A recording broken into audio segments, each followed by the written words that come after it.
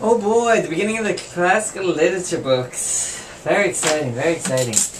You're about to see how crazy I am. You thought I was a crazy piano teacher before? Nope. The classical stuff, we have a lot of details to the music, so I get a lot more picky, and you get a lot better. Win-win, I think. What we're looking at in this piece is, this is sometimes where I start teaching the wrist breaths. It's kind of something I made up, I think, or at least a term I made up.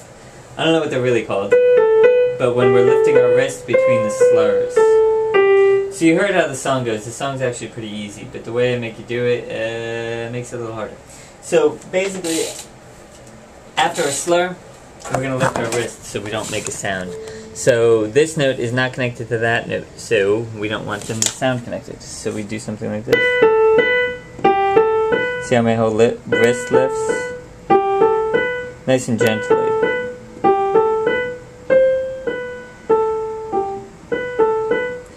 So what you're going to need to do on this song is practice that right hand wrist breath. I use a little comma. That's what they use, commas are breath marks in music. So comma is like a little breath we're going to take with our wrist. So we don't connect the sound. That B doesn't connect to the G. And then after that, the B doesn't connect to the C. So we have to lift our wrist. Unfortunately, the left hand's not doing that. So your left hand is staying long.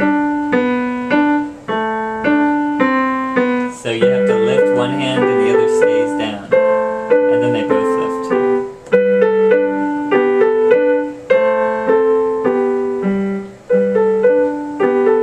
So, little independence. They're not going to do the same thing all the time. Okay, dynamically in the Baroque era, I would say that loud doesn't mean super loud and piano doesn't mean super soft.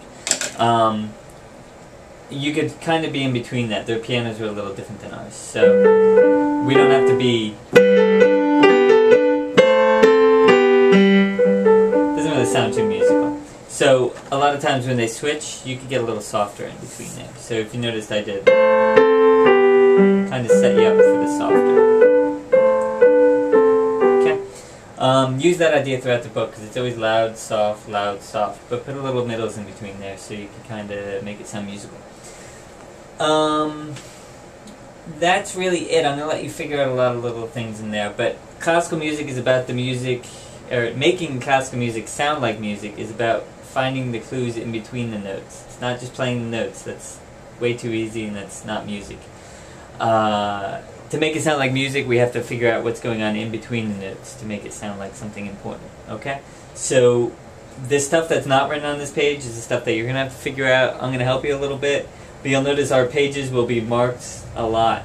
We're going to write about it as much as they write on this. So there's going to be hints and clues everywhere. You have to find those clues and then put them into the performance. And that's my classical music lecture, at least for now.